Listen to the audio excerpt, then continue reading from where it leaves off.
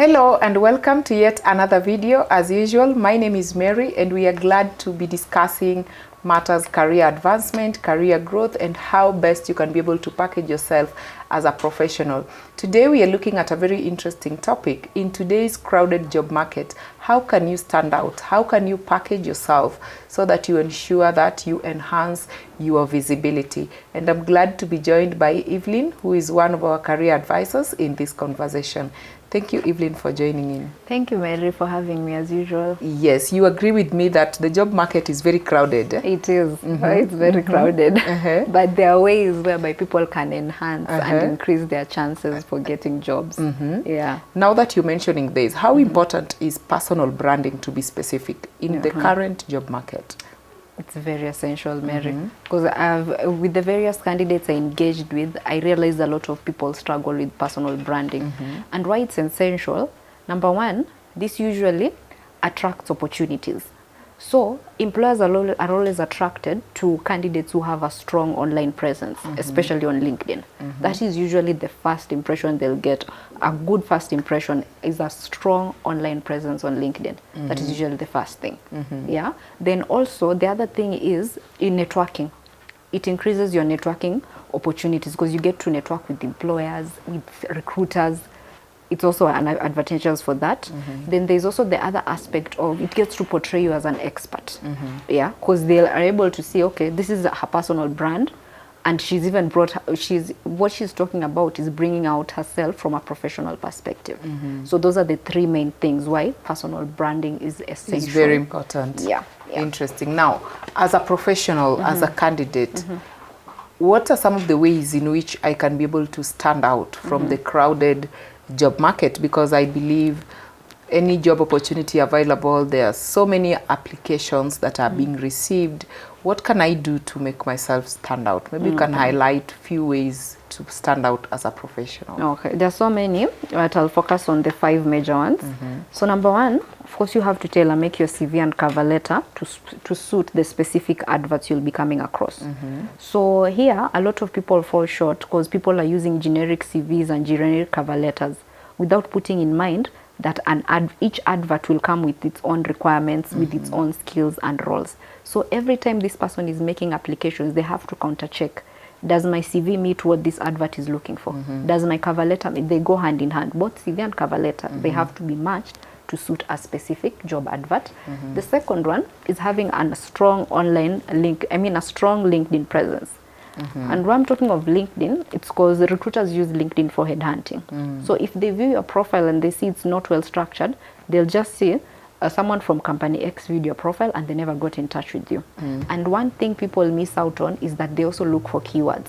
So as a recruiter, when I input a keyword related to your profession, many people with similar professions, similar profiles will pop up.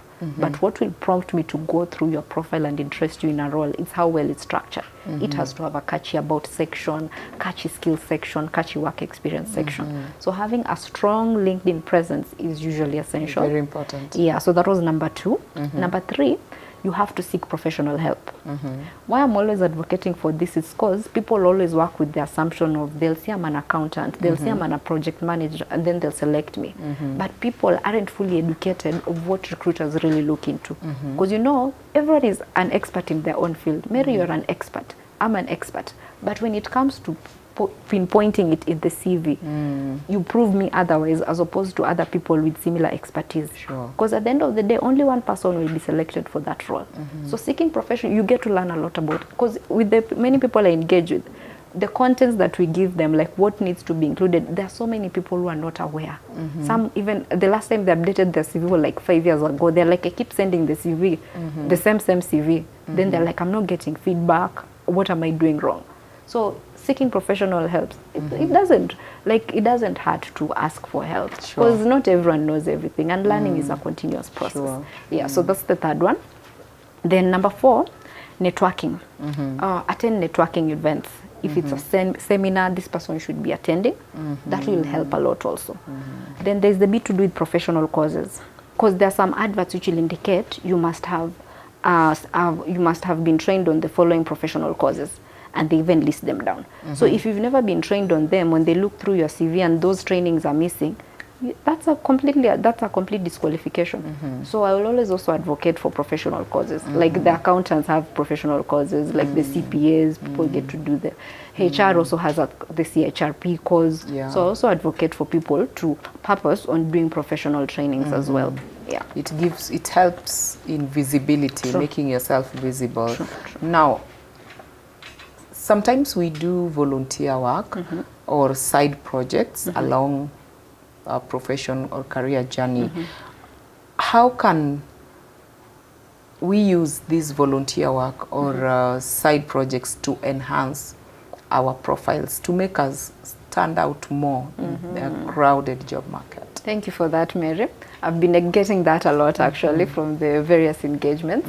So for the voluntary work, this is essential. People tend to leave them out. So especially if this person has been having a career gap, maybe from 2020, this person stopped working. But in the meantime, they are volunteering somewhere. Maybe they are volunteering in a bank. Then they fail to bring it out. They're like, no, I stopped working. What I'm just doing is voluntary. That bit has to be included. Because the moment a recruiter sees that, they're like, number one, that shows commitment. That this person is willing to go over and above. Even though they're not currently working, they're volunteering. And with that voluntary work, this person will still gain experience and skill set, which are being sought after by recruiters. You're able to even connect with an employer. Because if I'm a volunteer at corporate staffing, they get to see my work. Eventually, they absorb me. Yeah, so it does help. Yeah. It helps to enhance the visibility. True. Wow.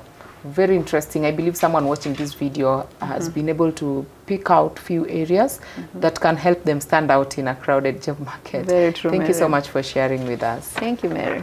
Indeed, in the current job market, it's very competitive, and it is very important for you to be very intentional with your visibility. And the few areas that Evelyn has been able to highlight, I know that it will come in handy for you, and we still encourage you to reach out to us. Share with us your CV as it is. Evelyn, together with her team, will be able to advise the way you've brought out your expertise, your achievements, your skills from that document. How is it making you to stand out from the other applicants, and how best can it be tailored to make you more visible? Not only your CV, but also your LinkedIn profile. Optimization is very key so that you are visible to your potential employers. We encourage you to reach out to us even in the comment section on topics or areas you'd want us to address, and we'll be glad to capture them in our upcoming videos. Thank you for watching.